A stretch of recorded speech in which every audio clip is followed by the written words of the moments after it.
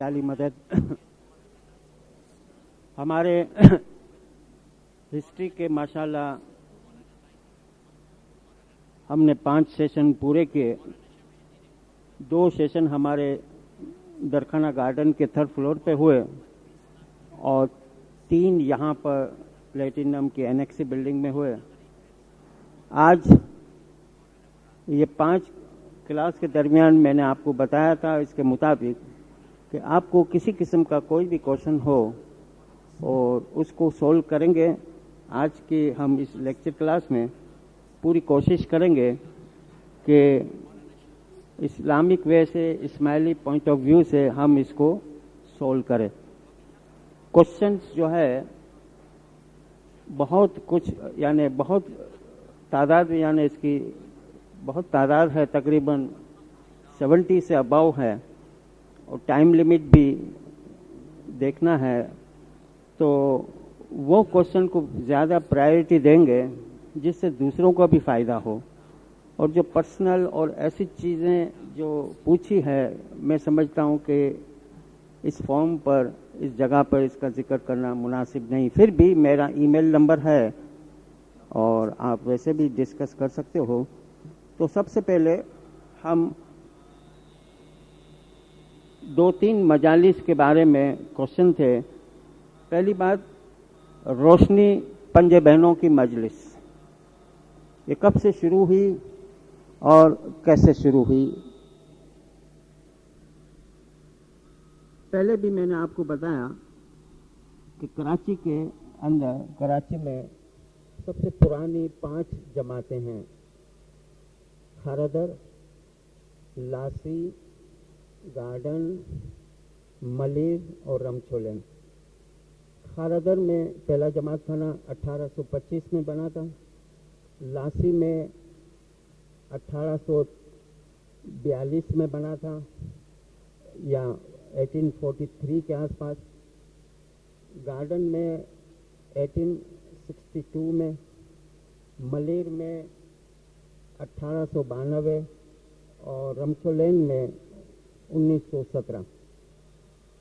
इन 5 पुरानी जमात को एक एक खास मजलिस इनायत की गई है जो कोई और जगह पर नहीं होती, बल्कि दुनिया के किसी हिस्से में नहीं होती। इस वक्त माशाल्लाह 26-27 के करीब जमात खाने हैं, लेकिन सिर्फ ये 5 जब पुरानी जमात में 5 अलग अलग मजलिस है। जैसे खारदर में 6 की मजलिस है और जगह नहीं होती, तो 5 साल की मजलिस है लासी में और जगह नहीं होती। मलिर के अंदर 14वीं तारीख की 14 की मजलिस होती है, ये और जगह पर नहीं होती।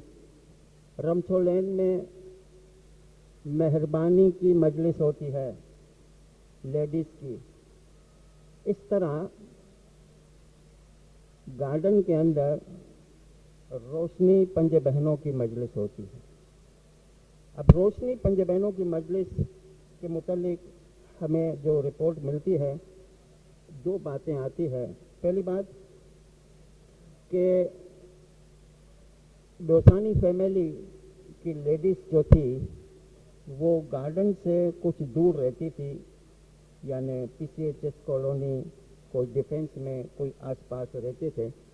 वो लोग डेली जमात खाने नहीं आ सकते थे, तो ये लोग हफ्ते में एक मरतबा इतवार के दिन गार्डन जमात खाने आते और यहाँ साफ सफाई करते और आपस में बैठकर एक ग्रुप बनता लेडीज़ का और सत्संग करते थे, यानी मजहबी बातों के ऊपर डिस्कशन होता था, फरमान गिनान के ऊपर। आहिस्ता आहिस्ता ये सत्संग इतना डेवलप हो गया कि लोकल लेडीज़ भी आना शुरू हुई। फिर इसके अंदर मज़ीद एक और 2-3 चीज़ें ऐड हुई, तो उस वक्त की तरीका बोर्ड जो इस्माइला एसोसिएशन कहलाती थी, उसके प्रेसिडेंट वज़ीर डॉक्टर पीर मोहम्मद हुद भाई ने ज़रा ऑब्जेक्शन लिया, उनको समझाया कि इस तरह आप सत्संग न करो, इसका मिस यूज़ होता है, लेकिन इन लोगों ने कंटिन्यू किया।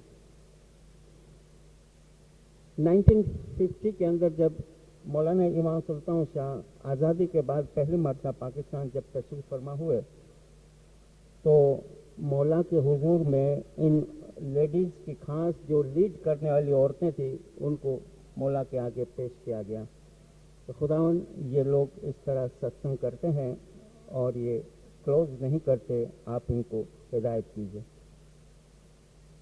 ساتھ میں ایک اور بات بھی سامنے آتی ہے, وہ یہ کہ گارڈن کے اندر لیڈیز کام کرتی تھی لوکلی کینٹین کے اندر. تقریباً 20-22 عورتیں بڑی محنت اور لگن سے یہاں کام کرتے تھے اور اس کی جو آمدنی ہوتی تھی وہ جمع کرتے تھے اور ان کی یہ نیت تھی کہ جماعت خانے کے اوپر ایک ٹاور ہم بنائیں گے, ان رقم سے ہم ایک ٹاور بنائیں گے, اس میں گریال وغیرہ ہوگا. تو اچھی خاصی رقم ان لوگوں نے جمع کی. ان لیڈیز کے گروپ کی بھی ایک مہمانی تھی اسی دن اسی وقت, اور یہ گوسانی فیملی کی مہمانی بھی اسی دن اسی وقت تھی. تو ڈاکٹر وزیر پیر محمد حسبائی نے جب مولا کے پاس عرض کی تو ام حبیبہ ماتا سلامت بھی وہاں موجود تھی. مولا نے فرمایا کہ آپ جو کچھ بھی کرتے ہو ٹھیک ہے, لیکن اب یہ گیدرنگ ستسنگ کی آپ بند کر دو اور اس کی جگہ پر تم مہینے میں ایک مجلس کرو. پھر مولا نے فرمایا اس مجلس کا نام تم پتہ ہے کیا دو گے؟ لائٹ. تو ام حبیبہ ماتا سلامت نے فوراً فرمایا ڈو یو مین لائٹ؟ روشنی.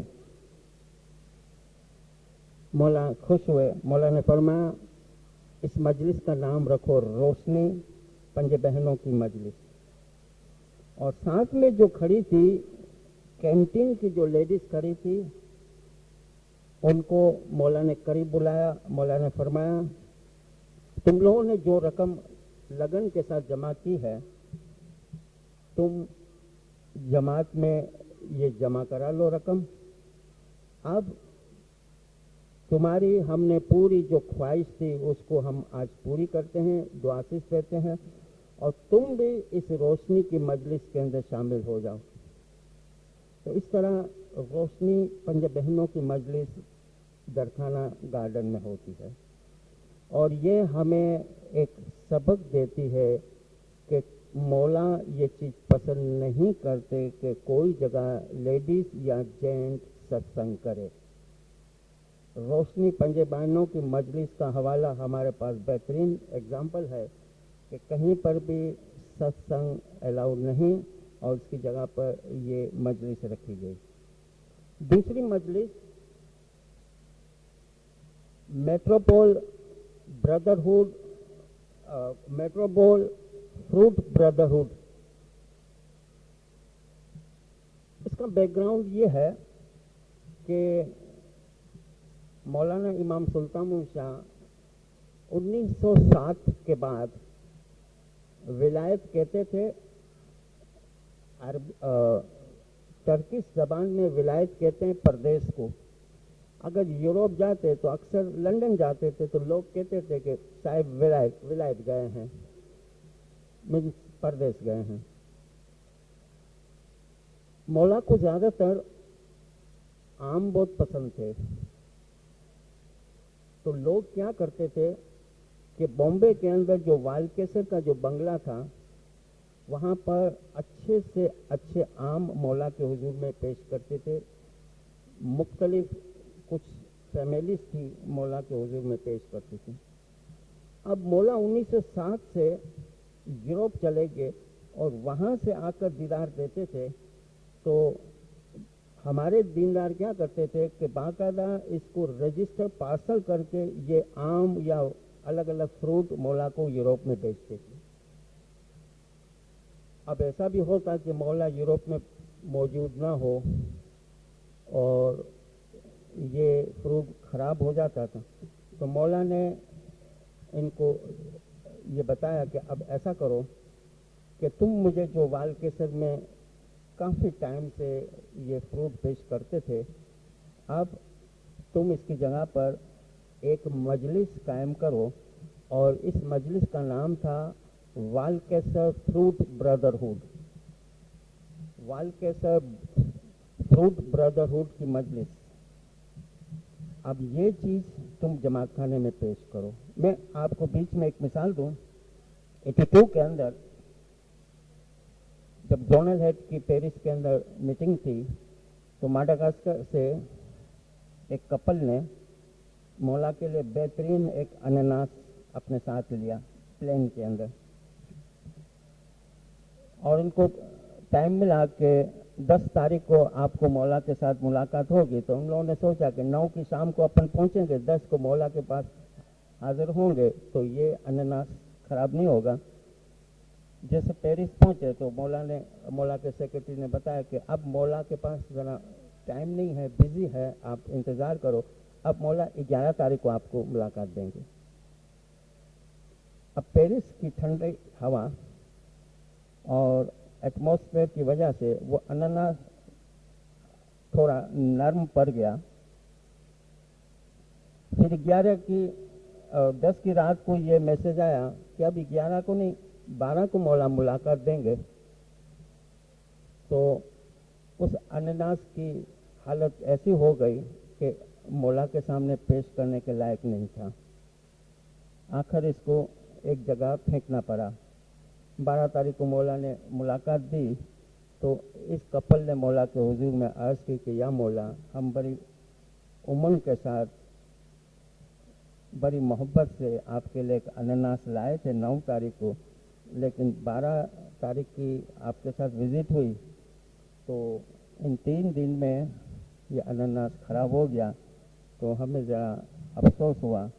مولا نے فرمایا کہ تمہیں پیروں نے یہ سکھامت دی ہے، نصیحت کی ہے کہ تم جو بھی چیز مولا کو پیش کرنا چاہتے ہو تو تم وہ چیز جماعت خانے میں رکھ دو، جماعت خانے میں بھیجو۔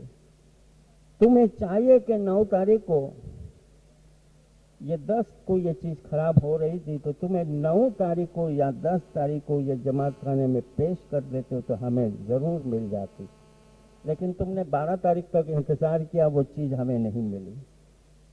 تو یہی چیز ہے کہ مولا نے ان کو ہدایت کی کہ جس کو مولا کے لیے فروٹ وغیرہ بیچنا ہو وہ والکیسر کی مجلس کے اندر داخل ہو جائے، اور مخصوص لوگ تھے اس کے اندر،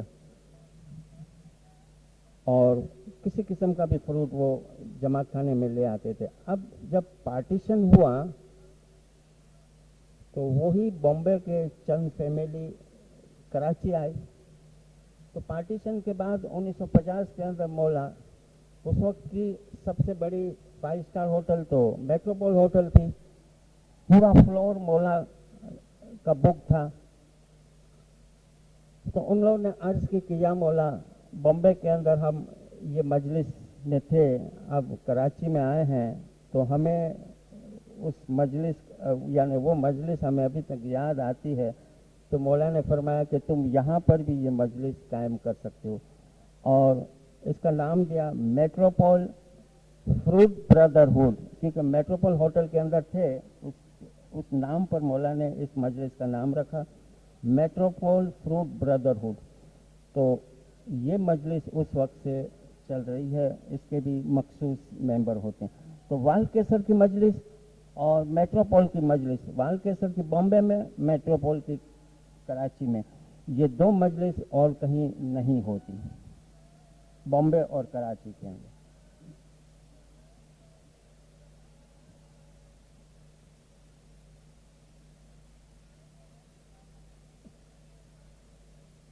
ایک کوشچن تھا کہ روحانی مجلس کے کیا فائدے ہیں، کیا بینیفٹ ہیں، اور کرانے والے اور جس کے لیے کرائی جاتی ہے اس کو کیا فائدہ ملتا ہے۔ 3 اسٹیج انسان کی حیات کے لیے رکھے ہیں۔ ہم دیکھتے ہیں پہلی بات حیات کے اندر آتی ہے موت، جس کو قیامت صغریٰ کہتے ہیں. پھر قبر، جس کو عالم برزخ کہتے ہیں، برزخ. اور تیسری قیامت کبریٰ، بڑی قیامت. یہ 3 اسٹیج یاد رکھو کہ موت کے بعد عالم برزخ، اس کے بعد قیامت. لفظ برزخ قرآن میں 3 جگہ استعمال ہوا ہے. اس کی معنی ہے موت اور قیامت کا درمیانی پیریڈ. موت اور قیامت کے درمیان جو پیریڈ ہے اس کو برزخ کہتے ہیں. برزخ کی لفظی معنی ہے انٹرول، اور یہ پیریڈ شریعت کے لوگ قبر کو کہتے ہیں. سمجھے نا کہ موت اور قیامت کے درمیانی پیریڈ کو انسان قبر میں ہوتا ہے، لیکن قرآن کی نقطہ نظر سے یہ برزخ کا پیریڈ ہے. اب برزخ میں انسان، جس طرح ہماری یہ باڈی ہے فزیکلی، اس کی ایک ڈپلیکیٹ ہماری تیار ہوتی ہے. اس کو جسم فلکی کہتے ہیں، نورانی کایا گنان کے الفاظ میں. بالکل جس طرح ہاتھ ہے، پاؤں ہے، سر ہے، مگر انویزیبل ہے، ٹرانسپیرنٹ ہے، اس کو کوئی دیکھ نہیں سکتا. روح اس فزیکل باڈی سے نکل کر اس انویزیبل ایسٹرل باڈی میں داخل ہوتا ہے، اور عالم برزخ کے اندر وہ رہتی ہے روح، اس لباس کے اندر، اس جسم فلکی کے اندر، یا جس لباس فلکی میں. اور جسم، مولا نے فرمایا، یہ دوبارہ زندہ نہیں ہوتا، ختم ہو جاتا ہے. تو یہاں سے نکل کر دوسرے اسٹیج عالم برزخ. اب عالم برزخ میں روح کی 2 کنڈیشن ہوتی ہے، یا مردہ حالت میں ہوتی ہے یا زندہ ہوتی ہے. اگر مردہ حالت میں ہے تو سمجھ لو وہ گنہگار ہے، اگر زندہ ہے سمجھ لو کہ وہ کم گنہگار ہے یا بڑے درجے کے لوگ ہیں.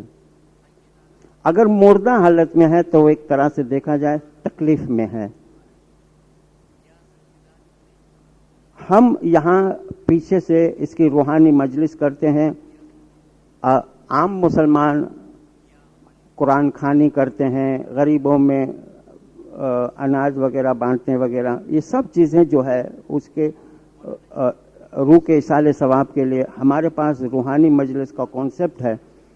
اس سے کیا ہے کہ ہم نے جو رزق اس کو دی، اس کی یوں سمجھ لو، سمجھنے کے خاطر میں کہوں کہ اس کی انویزیبل ڈپلیکیٹ اس باڈی کو نصیب ہوتا ہے جو ڈیڈ حالت میں، مردہ حالت میں عالم برزخ میں پڑی ہے. اگر یہ اس کو وہ چیز پہنچتی ہے تو وہ جنبش کرتی ہے، ہلکی سی زندہ ہوتی ہے اور اس کو سکون ملتا ہے. ہم جو اس کو یعنی روحانی مجلس کرتے ہیں اور ویریس چیز جو اس کو پسند تھی دنیا میں، وہ چیزیں جب جماعت خانے میں لے جاتے ہیں، اس کا مطلب کیا ہے کہ اس باڈی کو وہاں زندہ حالت میں رکھے. اور ہم جو چیز بیچتے ہیں، ہم جو بھی نام لے ہوئے، قرآن کی اصطلاح میں اس کو رزق کہتے ہیں. رزق یعنی فزیکل دنیا کا رزق نہیں، موت کے بعد عالم برزخ میں پہنچایا ہوا رزق. یہ روحانی مجلس ہے. لیکن جو اللہ کی راہ میں شہید ہوتے ہیں وہ مردہ نہیں ہوتے، زندہ ہوتے ہیں. قرآن میں ہے نا، قرآن میں ہے نا کہ جو اللہ کی راہ میں شہید ہوتے ہیں اس کو مردہ مہت کہو، وہ زندہ ہے. یعنی عالم برزخ میں وہ مردہ نہیں، زندہ ہے، اور اللہ کے یہاں وہ رزق پاتے ہیں. سنا بات؟ آپ اس کے پیچھے کچھ بھی نہ کرو مگر رزق اس کو خدا کی طرف سے فراہم ہوتا ہے، فرنش ہوتا ہے، یعنی وہ زندہ حالت میں ہوتے ہیں. تو یہ جو پروسیس ہے، اس کے بعد اسی روح کو، اسی جس میں پھل کی یعنی invisible transparent body astral body جو ہے اگر مردہ حالت میں ہے یا زندہ حالت میں، جب اس کو قیامت کے اندر اٹھایا جائے گا تو ظاہری دنیا میں ظاہری الفاظ میں کیا کہا ہے کہ اس کو قبر سے نکالا جائے گا زندہ، یعنی عالم برزخ میں اس کو اٹھایا جائے گا اور یہ اس کا اعمال نامہ وغیرہ وہاں پر اس کا حساب ہوگا۔ تو یہ جو رزق ہے اس دنیا میں جو ہم روحانی مجلس کے طور پر ان کو پہنچاتے ہیں، اس کے دو طریقے، یہ تو حیاتی میں بھی وہ ایسا ارینجمنٹ کرتا ہے، ایسے نیکی کے کام کرتا ہے، ایسے کام کرتا ہے کہ وہ اس کو اس کا پھل پہنچتا ہے، یا اس کے بعد اس کی اولاد۔ اور ہمارے گنان کے اندر یہ ہے کہ 71 پشتوں تک اس کا اثر جاتا ہے۔ آپ نے جو چیز بھیجا 71 جنریشن تک، بھائی زیادہ سے زیادہ آپ کو آپ کے فادر کا نام یاد ہے، دادا کا نام یاد ہے، پر دادا کا نام ہے، اور اس کا دادا کا یا باپ کا نام یاد ہے، 6-7 پیڑھی کا نام یاد ہے، پھر اس کے بعد کون تھے آپ کو یاد نہیں، مگر پیر کہتے ہیں کہ ایسے 71 پیڑھی تک اس کا اثر جاتا ہے، تو کرانے والے کو بھی اس کا ثواب پہنچتا ہے۔ اور فرض کرو کہ عالم برزخ کے اندر وہ اونچے درجے پر ہے، روحانی زندہ ہے، اور اس کو کوئی چیز کی آپ ضرورت نہیں، تو آپ کو کیسے پتا چلا اس مادی دنیا میں، فزیکل ورلڈ میں؟ آپ کو تو نہیں پتا۔ آپ اس کے پیچھے جو دعا صفا کراتے ہو تو وہ ریورس ہو کر، کیونکہ اس کو ضرورت نہیں، وہ اس کا ثواب آپ کو آپ کی فیملی میں پہنچتا ہے۔ تو اس طرح کرانے والا اور جس کے لیے کیا جاتا ہے سب کو اس کا ثواب پہنچتا ہے۔ اور یہ چیز کے ساتھ حیاتی کی مجلس کا بھی کوشچن تھا، اور حیاتی کی مجلس سے مراد یہ کہ فزیکلی تندرستی کے لیے، محتاجی سے بچنے کے لیے، یہ تمام چیزوں کے لیے حیاتی کی مجلس کرائی جاتی ہے۔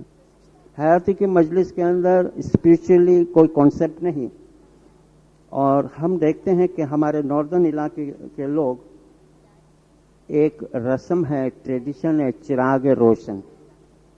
اب چراغ روشن کے اندر 2 حصے ہیں، 2 ان کی دعوتیں، ایک مجلس دعوت فنا یعنی روحانی مجلس کی طرح اس کی ایک مجلس ہے، اور ایک ہے مجلس دعوت بقا یعنی حیاتی کی مجلس۔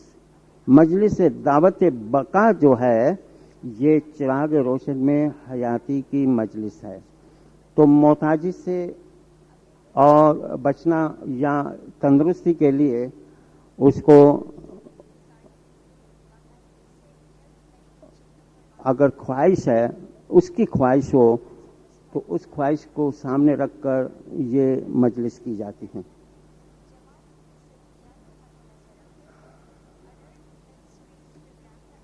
اس کے بعد کچھ لفظوں کی معنی،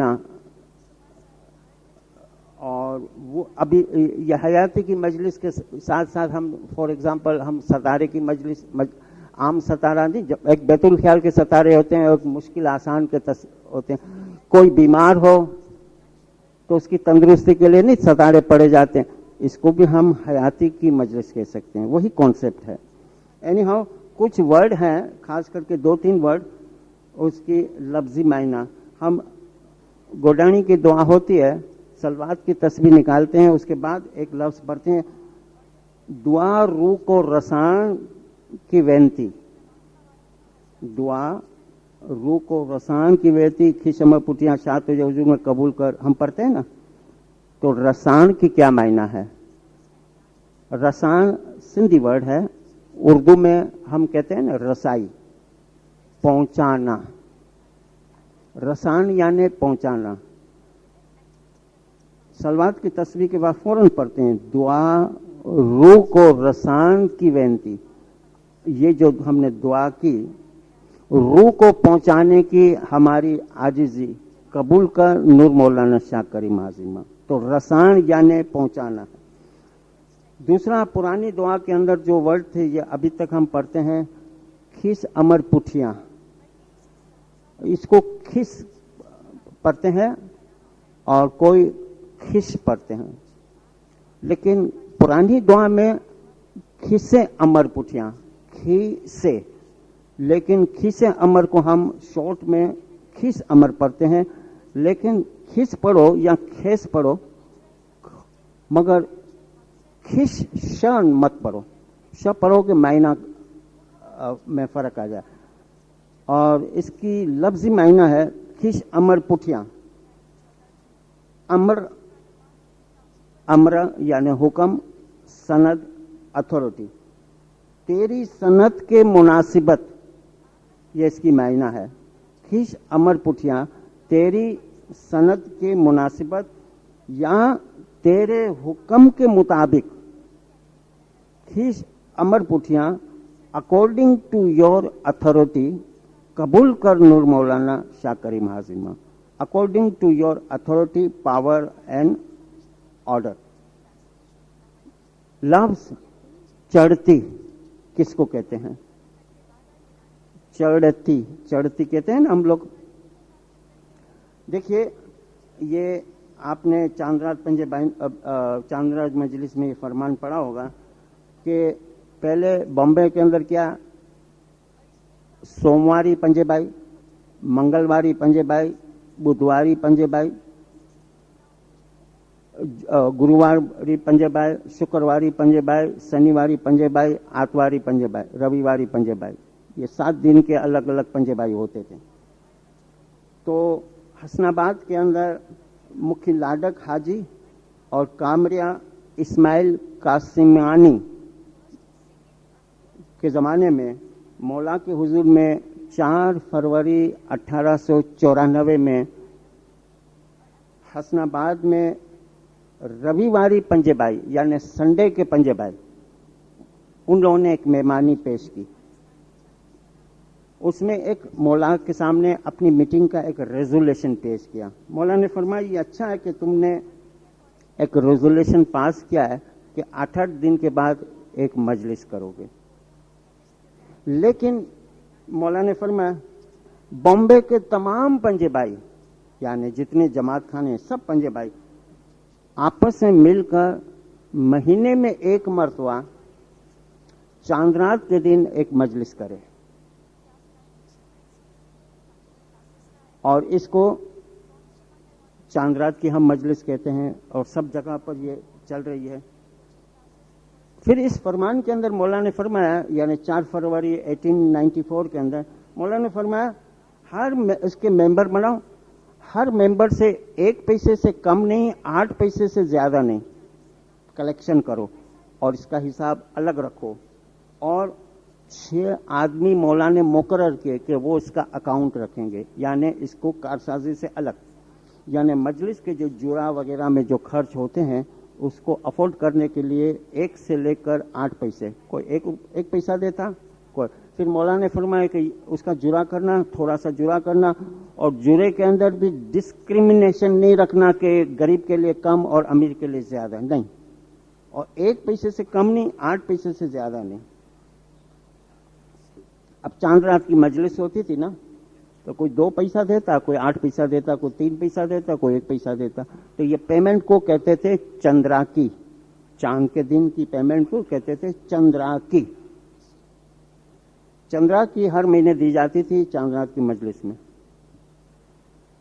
फिर लोग क्या करते थे, बिजनेस मर्चेंट क्लास थी बॉम्बे के अंदर, बेचारे कभी मजलिस मिस करते थे, कभी 2-2 मजलिस मिस करते थे। तो करते करते मजलिस तो मिस करते, तो पिछली फिर लोग इतने बिजी होते गए कि मजलिस में आते, लेकिन कहते थे कि अब हम नवरोज के दिन साल में 12 महीने का इकट्ठा चंद्रा की दे देंगे। तो इसका अकाउंट कैसे रखते थे, 13 महीने का। जब नवरोज आती तो उनसे पेमेंट 13 महीने की लेते कि 12 महीने की आउटस्टैंडिंग, पिछले 12 महीने की 12, और प्रेजेंट महीने की चंद्रा की 13 महीने हुए ना, तो वो आउटस्टैंडिंग जो आप पर जो ड्यू है, ये अमाउंट आप पर चढ़ गया, इसलिए इसको चढ़ती कहते थे। आपके ऊपर ये ड्यू है, चढ़त है, और प्रेजेंट में ये चंद्रा की है, यानी 12 महीने की चंद्रा की आप पर ड्यू है। फिर ये लफ्ज़ चंद्रा की ख़त्म हुआ। अल्लाह के पेरिस कॉन्फ्रेंस जब हुई थी 1975 में, तो लफ्ज़ चंद्रा की यूज़ हुआ है रेजोल्यूशन के अंदर, लेकिन अब हर जगह पे लफ्ज़ चढ़त यूज़ करते हैं। फिर चढ़त के लिए हिसाब किताब वगैरह होता था। अब देखिए, पुराना सिस्टम ज़्यादा से ज़्यादा चवन्नी देते थे और 1 रुपया देते थे। अब देखिए, जुड़ा जो है वो एक जुड़ा बनता था 5 रुपये का, और हम देते थे 54। तो मन मुराद रख दिया पाट के ऊपर। अब मन मुराद क्या है, इतना मौला की मेहरबानी से मजलिस के अंदर कलेक्शन हो जाता कि उनको आसानी से आराम के साथ मजलिस का थार सुपरा सब का खर्चा कवर करने में आसानी हो जाती थी। तो चढ़ती यानी जो हम पर चीज ड्यू है, चढ़त। एक क्वेश्चन है, हम हर जमात खाने में जहाँ पकाया जाता है उसको हम कावा खाना कहते हैं। कावा खाने में कॉफ़ी बनती है, लेकिन कावा नहीं बनता, फिर इसको कावा खाना क्यों कहते हैं? कॉफ़ी बनती है मगर कावा तो नहीं बनता, फिर इसको कावा खाना क्यों कहते? और ये वर्ड ज़ंज़ीबार के प्राइवेट एंड कॉन्फिडेंशियल फरमान के अंदर भी मौला ने लफ्ज़ कावा यूज़ किया है। जब 1872 और उसके बाद 1878 में कच्छ के इस्माइली ईस्ट अफ्रीका गए, तो केनिया के बागात के अंदर ये लोग काम करते थे। चाय के बागात के अंदर लेबर जॉब करते थे, और रात को बराबर 4-5 बजे इबादत के लिए आते थे। अब कच्छ एक पसमानदा इलाका था, इन लोगों ने वहाँ पर चाय जानते थे, लेकिन केनिया के अंदर, नैरोबी के अंदर कॉफ़ी होती थी। कॉफ़ी का इक्विवेलेंट इनके पास वर्ड यूज़ नहीं कर सकते थे। इक्विवेलेंट वर्ड क्या है कॉफ़ी का कच्छी के अंदर? चाय तो समझते थे, टी, मगर कॉफ़ी, तो इन लोगों ने कॉफ़ी के लिए वर्ड यूज़ किया कावा। और ये कि रात को कावा बनाएंगे 4 बजे जमात खाने के अंदर। ये वर्ड इतना मशहूर हो गया कि जहां पर कावा बनाया जाता था, मीन्स कॉफ़ी बनाई जाती थी, तो उसको कावा खाना के नाम से याद किया जाता था। और इमाम ने भी ये वर्ड यूज़ किया। वरना जिसको अरब कंट्री में कावा कहते हैं, वो कावा नहीं। ये कॉफ़ी से नींद नहीं आवे, कावा पीने से तो नींद ही आ जाती है। और वो कावा कोई रात को 3 बजे नहीं पी सकता, और खाली पेट भी कावा कभी पीना नहीं चाहिए। 3 बजे कोई कावा नहीं पी सकता है, न कड़वा होता है। लेकिन ये कॉफ़ी के लिए लफ्ज़ यूज़ हुआ था कच्छ के लोगों ने कावा, इसलिए इसको कावा खाना, और हर जगह इसको कावा खाना कहते हैं। एक इंटरेस्टिंग क्वेश्चन है, मुसलमान के अंदर आमतौर से एक अहले हदीस है और एक देवबंदी है। वो लोग अल्लाह के सिवा किसी के नाम के आगे लफ्ज़ या इस्तेमाल नहीं करते। आप कहो या अल्लाह, लेकिन या मोहम्मद वर्ड या अली वर्ड यूज़ करना इनके यहाँ मनाही है, बल्कि बुरा मानते हैं। इनके पास ये आर्गुमेंट है, और अकॉर्डिंग टू अरबिक लेक्सिकन यानी अरबी ग्रामर के हिसाब से जो चीज़ हाजिर हो, सामने हो, उसको आप महसूस कर सकते हो, वजूद रखती हो, उस नाम के आगे आप लफ्ज़ या इस्तेमाल कर सकते हो। लेकिन उनके नज़र में रसूलुल्लाह मौजूद नहीं, फिजिकली भी और स्पिरिचुअली भी, इसलिए वो कहते हैं कि या मोहम्मद कहना मुनासिब नहीं। اور یہ سعودی عربیہ کے اندر، دیوبندی افغانستان کے اندر اور کویت کے اندر اور کچھ قطر کے اندر یہ لوگ ہیں، ایون ہمارے ملک پاکستان کے اندر بھی.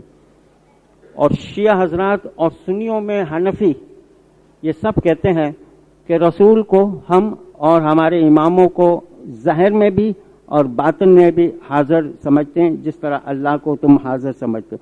اس لیے ہم یا علی یا محمد ورڈ یوز کرتے ہیں. اب اتنا یہ لوگ ریجیڈیٹی ہے، رسول کا درجہ اتنا اہل حدیث نے رکھا ہے، ان کی آپ بکس پڑھیے کہ رسول کا کام تھا صرف پوسٹ مین، ایک میسنجر تھا، اس کا کام تھا ٹو ریسیو دی وحی revelation and to convey to deliver. بس رسول نے ایک اچھا کام کیا. رسول نبی تھے، نبیوں کے سردار تھے، اس کا اور زیادہ کوئی اس سے بڑھ کر کوئی فضیلت نہیں ان کے یہاں. بلکہ کہیں کہیں یہ لوگ یہاں تک کہتے ہیں کہ رسول زیادہ سے زیادہ اس کا درجہ ایسا جیسا آپ کا بڑا بھائی، کھلے عام کہتے ہیں. اب تو اتنا کہتے ہیں کہ یا محمد کہنا کفر ہے، کیونکہ وہ حاضر نہیں. آپ اور ہم اور شیعہ تو سمجھتے ہیں کہ حاضر ہے سب کچھ کا نور، مگر وہ کہتے ہیں کہ فزیکلی بھی اسپریچولی حاضر نہیں. آپ ان کے آگے ورڈ یوز نہیں کر سکتے. اب اس کا کیا جواب؟ مجھے ایک مرتبہ ایسا موقع ملا کہ کسی نے آفس کے اندر یہ کوشچن کیا کہ ہم لوگ اس چیز کو برا مانتے ہیں بلکہ کفر مانتے ہیں. تو میں نے اس کو ایک سوال کیا اور میں سمجھتا ہوں کہ یہ جواب آپ کے کام آ سکتا ہے. میں نے کہا کہ آپ میرے سامنے کلمہ پڑھو. اس نے پڑھا لا الہ الا اللہ محمد رسول اللہ. 2 سینٹنس کے اندر کلمہ ہے. میں نے کہا پڑھو اگین لا الہ الا اللہ، اس کی معنی بتاؤ. نہیں کوئی معبود سوائے اللہ کے. اور سیکنڈ فقرہ جو ہے کلمے کا وہ پڑھو محمد الرسول اللہ، اور محمد اللہ کے رسول ہیں. میں نے کہا دوبارہ پڑھو ترجمہ، اور محمد اللہ کے رسول ہیں. میں نے کہا ہیں کیوں پڑھتے ہو، پڑھو تھے. اور یوں پڑھو کانا محمد رسول اللہ، عربی میں یہ پڑھو لا الہ الا اللہ کانا محمد رسول اللہ. میں شہادت دیتا ہوں کہ نہیں کوئی معبود سوائے اللہ کے اور محمد اللہ کے رسول تھے. آپ پریزنٹ ٹینس میں کیوں پڑھتے ہو؟ اس کا مطلب یہ ہے. آپ کلمے کو بھی پاسٹ ٹینس میں پڑھیے تو اس کے پاس اور کیا جواب ہوگا. تو کانا ورڈ یوز کرتے تو تھے ورڈ ہوتا. بہرحال ہمارے یہاں فزیکلی بھی امام کا وجود ہے اور اس کے اندر مولا علی کا نور ہے. باطن میں بھی ہم مولا کے وجود کو مانتے ہیں. ہم یا علی یا محمد یا ورڈ یوز کرتے ہیں، اس میں کوئی بھی اعتراض کی بات نہیں. فرائیڈے کا کانسیپٹ، فرائیڈے دوپہر کے وقت جو نماز ہوتی ہے ہمارے یہاں اس کا کیا کانسیپٹ ہے؟ ٹھیک ہے، اگر کوئی دوپہر کو نماز پڑھتا ہے کوئی اعتراض کی بات نہیں. ہمیں تو برج بنانا ہے، ہمیں تو ایک کوارڈینیشن پیدا کرنا ہے. حضرت امام جعفر صادق کا یہ قول ہے کہ دوپہر سے لے کر شام سورج ڈھل جائے اس کے درمیان فرائیڈے کی نماز ادا کر لینی چاہیے. قرآن کے اندر 2 لفظ آتے ہیں، عربی میں بھی 2 لفظ ہے دن کے لیے. دن کے لیے 2 ورڈ ہے، ایک ہے نہر اور ایک ہے یوم. اگر دن 12 گھنٹے کا ہے یعنی صبح 6 بجے سے لے کر شام 6 بجے، اس پیریڈ کو نہر کہتے ہیں عربی میں. اور اگر 24 آورس میں کاؤنٹ کرو گے دن کو، اس کو یوم کہتے ہیں.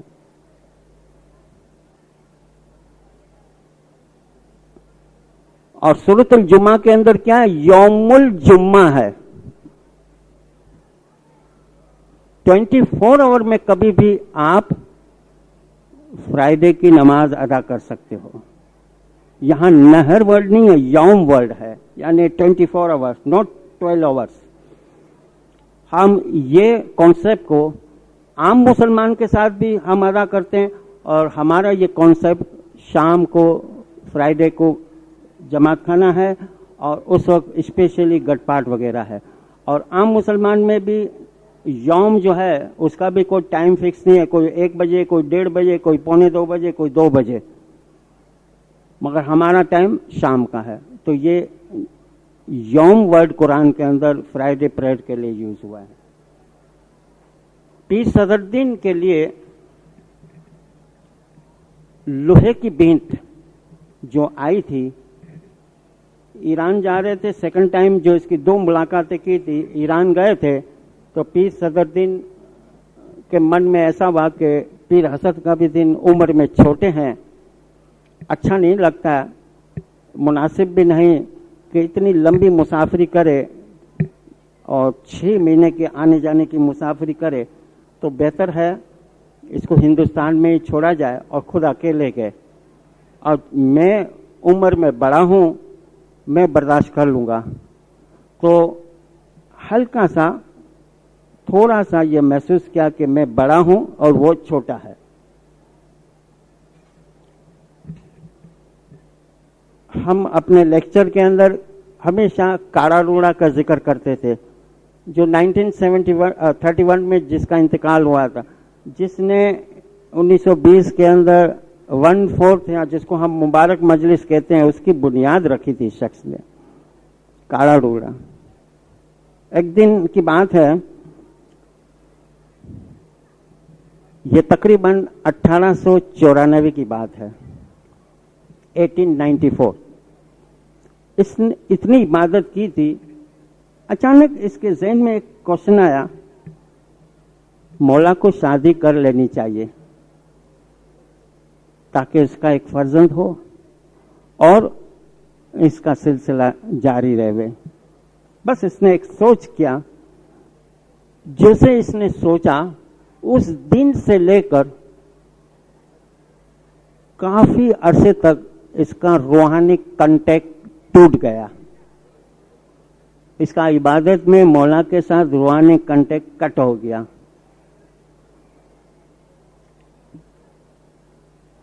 चार महीने के बाद मौला ने बॉम्बे के अंदर दीदार का प्रोग्राम किया कि सुबह हम 11 बजे आएंगे। तो मौला के इंतज़ार में जमात बैठी हुई थी, तो 11 के बजाय 1 बज गए, मगर मौला नहीं आया। बॉम्बे में थे, मौला 2 घंटे से इंतज़ार करा रहे हैं, अभी तक नहीं आया। तो मुखी कामड़े ने सोचा कि चलो अपन मौला के पास जावे और अर्ज रखे कि मौला जमात आपका इंतज़ार करती है। तो भगत काड़ा रूड़ा को भी कहा कि आप भी हमारे साथ चलो। ये तीनों बैठे। तो मौला के बंगले में उस वक्त मौला वाड़ी में रहते थे। तो काड़ा रूड़ा नीचे खड़े रह गए और मुखी कामड़े ऊपर गए। अर्ज की, या मौला जमात 2, अब 2:15 2.5 घंटे हो गए, आपका इंतज़ार करते। मौला ने फरमाया, सॉरी किया, मैं बस अभी आया। अच्छा मुखी कामड़िया, तुम जमात को बताओ, इतना इंतज़ार किया, अब हम बस ज़्यादा इंतज़ार नहीं कराएंगे। अब ये मुझे बताओ, आप दोनों अकेले आए हो? खुदाउन हमारे साथ भगत काड़ा रूड़ा भी है। कहाँ है? खुदाउन नीचे है।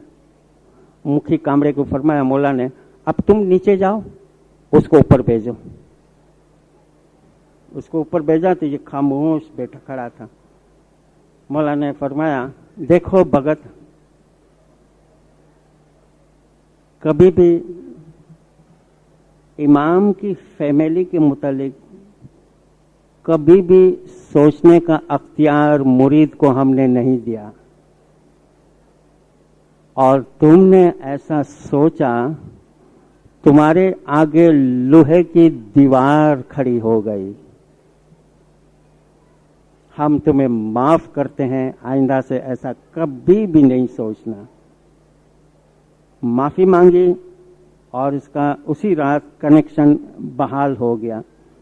یہاں یہی بات ہے کہ پیر صدرالدین نے گنان میں لکھا کہ ہم ایران جا رہے تھے، راستے میں ہم نے تو صرف اونچائی محسوس کی کہ ہم بڑے ہیں، میرا بیٹا چھوٹا ہے، مسافری نہیں کر سکے گا. 6 مہینے تک ہم پریشان ہوئے کیونکہ ایران اور ہندوستان کے بیچ میں اس جگہ پر ایک لوہے کی آگے ایک دیوار آ گئی. یہ جو لوہے کی دیوار جو ہے یہ عبادت میں ڈسکنیکشن، ایک رکاوٹ کا سمبولک ورڈ ہے. اور جب یہ 6 مہینے کے بعد پگھل گئی دیوار، اس کا روحانی کنیکشن قائم ہوا، ریسٹور ہوا. جیسے گئے مولا کے حضور میں تو دیکھا کہ ان کے بیٹے تو مولا کے پاس بیٹھے ہوئے ہیں، وہ اس کے پہلے پہنچ گئے تھے. تو اس نے معافی مانگی کہ ہم نے اہنکار کیا. اہنکار یعنی ایک طرح کی تکبری کی، اونچائی محسوس کی.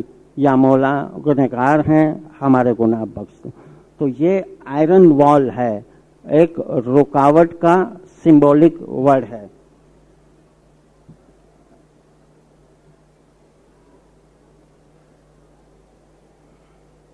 ماتا سلامت. ماتا سلامت جو ٹائٹل ہے 3 خاتون کو دیا گیا ابھی تک ہسٹری کے اندر پچھلے 1300-1400 سال میں. نمبر 1 امام آغا حسن علی شاہ کی والدہ بی بی مریم خاتون. بی بی مریم خاتون کو ماتا سلامت کا ٹائٹل بھی تھا اور اس کو پیراتن ملی تھی 1829 میں، اور وہ ہندوستان آئی تھی، کچھ کے علاقے کیرا کے اندر رہتی تھی. دوسری ماتا سلامت امام سلطان شاہ کی والدہ کا ٹائٹل تھا اور یہ لیڈی علی شاہ. اور تیسری ماتا سلامت ام حبیبہ امام سلطان شاہ کی وائف. اور اس طرح یہ 3 بزرگ ہستی کو، لیڈیز کو ماتا سلامت یعنی سلامتی کی ماں کا ٹائٹل تھا. اس میں صرف ایک کو اس سے زیادہ درجہ تھا، پیراتن ملی تھی، ورنہ تینوں میں ایک یعنی یونیک جو چیز ہے، خاص جو چیز یہ ہے کہ جس کو ماتا سلامت کا ٹائٹل ملتا اس کو امام جماعت خانے میں بھی لے جاتے اور بیت الخیال اور مجالس کے کام کاج کے اندر بھی اپنے ساتھ لے جاتے تھے. باقی جس کو ماتا سلامت کا ٹائٹل نہیں تو صرف دیدار کے اندر لے جاتے تھے، مجلس اور بیت الخیال وغیرہ کے گیدرنگ کے اندر اس کو لے نہیں جاتے تھے. فرق سمجھ گئے نا؟ ماتا سلامت سے 3 کو ٹائٹل ملا ہے.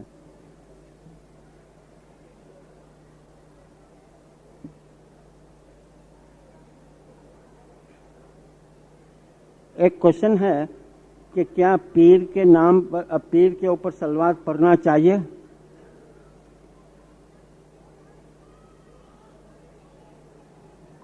پیر شمس، پیر صدرالدین کے نام اگر آئے تو اس کے اوپر ایک تو چیز ایسی ہے کہ ہم جب گنان پڑھا جاتا ہے اس کا نام آتا ہے تو ہم اس طرح جو کرتے ہیں اور غیر لوگ اس طرح کرتے ہیں. ٹھیک ہے نا؟ یہ احتراماً ایک پریکٹس ہے کہ آپ اس کو احترام کرتے ہو اس کے نام کو. یعنی غیر لوگ اس طرح کرتے ہیں، ہم ایسا کرتے ہیں، یہ رسپیکٹ ہے. لیکن صلوات ڈفرینٹ چیز ہے. لیکن اب میں ایک طریقہ بورڈ کو جو ایک انسٹرکشن آئی تھی امام حاضر امام کی، 2 لائن ہے، اگر آپ لکھ لو. It is incorrect to take the names of any people. It is incorrect to take the names of any people other than the Prophet and the Imam with salawat. It is incorrect to take the names of any people other than the Prophet and the Imam with salawat. یہ تاریخ ہے 10 اگست 1960.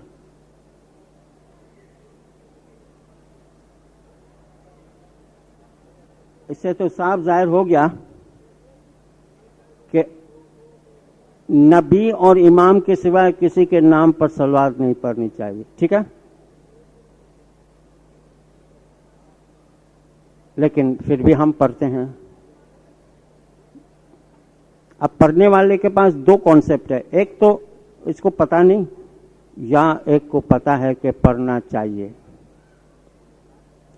ظاہری طور سے امام نے یہ فرمان کیا, لیکن اس کو سمجھنا ہو, میں اس کا جواب یہ دوں کہ آپ پیش صدر دین, پیش شمس وغیرہ پیر کے اوپر صلوات پڑھ سکتے ہو, بالکل پڑھ سکتے ہو. مگر یہاں ہے نا کہ it is incorrect to take the names of any people other than the prophet and the امام وتھ صلوات. پھر تو یہ اگینسٹ میں ہے بات. پھر آپ نے کیسے کہا؟ آپ کو کوشچن ہوگا کہ ہاں پڑھنا چاہیے, کوئی اعتراض کی بات نہیں. لیکن یہ کوشچن کو سولو کرنے سے پہلے ایک اور کوشچن کو سولو کرے, آٹومیٹکلی یہ سولو ہو جائے گا. ایک کوشچن ہے, فنا فی اللہ کے درجے پر کیا سب جا سکتے ہیں یا مخصوص لوگ جا سکتے ہیں؟ تو فنا فی اللہ کا درجہ جو ہے, فنا فی اللہ, جس کو ساتواں درجہ کہو یا منزل مقصود کہو, اللہ کے نور میں روح کا مل جانا, فنا ہو جانا فی اللہ, اللہ کی ذات میں. دیکھیے, عبادت کرتے ہیں, ذکر کرتے ہیں, پہلے ٹھنڈک پہنچتی ہے, سکون پہنچتا ہے, صبر آتا ہے, اور ہر مشکلات کو فیس کرنے کی قوت پیدا ہوتی ہے. آہستہ آہستہ ہم ترقی کرتے ہیں, پھر اس کے درجات ہیں, اور آہستہ آہستہ روشنی ہمارے روح کے اندر پرگٹ ہوتی ہے, ظاہر ہوتی ہے. پھر اس کے اندر اور عبادت کرتے کرتے کرتے کرتے منازل طے کرتے کرتے ایک وقت ایسا آتا ہے کہ وہ اللہ کے نور میں فنا ہو جاتا ہے. اب دیکھیے, ٹھنڈک پہنچنا, مشکلات کا سامنا کرنا اور خوشی محسوس کرنا, روشنی اپنے اندر پیدا کرنا, روح کے اندر روشنی پیدا ہونا, پھر درجات پیدا کرنا, پھر فنا فی اللہ کے درجے پہ پہنچنا, یہ سب مراحل, اسٹیجز ہیں نا. یہ تو نہیں ہے کہ جس کو ٹھنڈک پہنچی وہ فنا فی اللہ کے درجے پہ پہنچا, یا جس نے روشنی کو دیکھا وہ بھی فنا فی اللہ کے درجے پر پہنچا. نہیں, فنا فی اللہ کے درجے پر بہت کم لوگ پہنچتے ہیں, اور بہت کم لوگ پہنچے ہیں. اللہ کی ذات میں سما جانا. امام سلطان حسین نے دار السلام میں یہ فرمان کیا تھا 29 سپٹمبر 1899 میں. میں فرمان پڑھتا ہوں, جس کو لکھانا ہے بعد میں مجھ سے لکھ لے. 29 سپٹمبر 1899 میں افریقہ کی پہلی مسافری کے اندر مولا نے فرمایا, کتنے ہزار سال گزر گئے, اس میں کتنے لوگ اس منزل مقصود تک پہنچے؟ کوشچن کیا مولا نے. پھر مولا نے اس کا جواب دیا, حضرت عیسیٰ, حضرت رسول, منصور, پیر شمس اور دنیا کے کچھ اور شخص پہنچے ہیں منزل مقصود تک. جتنے لوگ پہنچے اس کے نام دے مولا نے, جو فنا فی اللہ کے درجے پر پہنچے. پھر فرمایا اور دنیا کے کچھ اور شخص پہنچے ہیں. پھر اسی فرمان کے اینڈنگ لائن کے اندر مولا نے فرمایا, کیونکہ فرمان کافی لمبا ہے, آخری میں مولا نے فرمایا اس میں چند اور لوگوں کے نام لیے ہیں جو اس درجے پر پہنچے ہیں. اس میں ہے پیر صدر دین, ناصر خسرو, مولانا رومی. اسی فرمان کے اندر 3 اور نام دیے ہیں, پیر صدر دین, ناصر خسرو, مولانا رومی. اور دوسرے جو فرمان ہے الگ الگ ڈیٹ کی, اس کے اندر 3-4 اور نام ملتے ہیں. سلمان فارسی, وارث صالح. وارث صالح کراچی والے تھے, 1920 میں اس کا فرمان کیا تھا مولا نے. اور سلمان فارسی. اور مزے کی بات, मेमोरीज ऑफ आगा खान के अंदर मौलाना इमाम सुल्तान शाह ने बायजीद बोस्तानी का जिक्र किया है कि वो भी फना फिलिल्लाह के दर्जे पर पहुंचे हैं। लिस्ट के अंदर एक और नाम का इजाफा होता है। आगा अली शाह दातार का एक फरमान है पुरानी किताब के अंदर के 4 शख्स ऐसे हैं दुनिया में, ऐसे गुजरे हैं जो इस दर्जे पर पहुंचे हैं। मौला ने उस 4 के नाम दिए हैं। हातिम ताई यमन का रहने वाला था, नौशरवान, रुस्तम पहलवान, जमशेद जेजेबाई। 4 शख्स का नाम दिया। आगा अली शाह दातार ने फरमाया कि ये लोग फना फिलिल्लाह के दर्जे पर पहुंचे। फिर मौला ने खुद उसका खुलासा किया। मौला ने फरमाया हातिम ताई रसूल से पहले गुजरे हैं, यमन में बहुत बड़ा सखी था।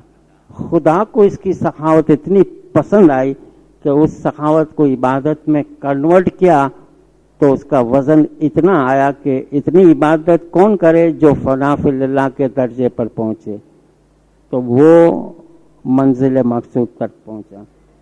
नौशरवान बादशाह ईरान का था, रसूल के कुछ साल पहले गुजरा था, आदिल बादशाह था। कलाम मौला में भी इसके अदल का जिक्र मिलता है। मौलाना आगा अली शाह ने फरमाया कि इसके अदल की, जो इसने दुनिया में अदल कायम किया, खुदा को इतना पसंद आया कि इसके अदल को इबादत में कन्वर्ट करके खुदा ने उसको फना फिलिल्लाह के दर्जे पर पहुंचाया। रुस्तम पहलवान भी ईरान का था। रुस्तम और सोहराब का जिक्र हम पढ़ते हैं। रुस्तम पहलवान में क्या था? एक पहलवान था, मगर उसमें जो ताकत थी तवक्कल, ईमान, उसको खुदा के ऊपर, अहूर मजहब के ऊपर, खुदा के ऊपर यकीन था कि जब मैं लड़ाई के लिए जंग के मैदान में उतरूंगा मैं जीतूंगा, हारूंगा नहीं। खुदा को उसके तवक्कल, उसके फैद को खुदा को इतना पसंद आया, मंजिल मकसूद तक पहुंचाया। जमशेद जेजेबाई, ये जेजे हॉस्पिटल है ना बॉम्बे के अंदर, हॉस्पिटल में जाओ तो एक मुजस्सिमा होगा गेट के ऊपर, ये जमशेद जेजेबाई पारसी ने बनाई। बड़ा सखी था। मौला ने फरमाया कि इसकी सखावत खुदा को पसंद थी, वो भी उस दर्जे पर पहुंचा। आपने देखा इसमें कोई मजहब की वो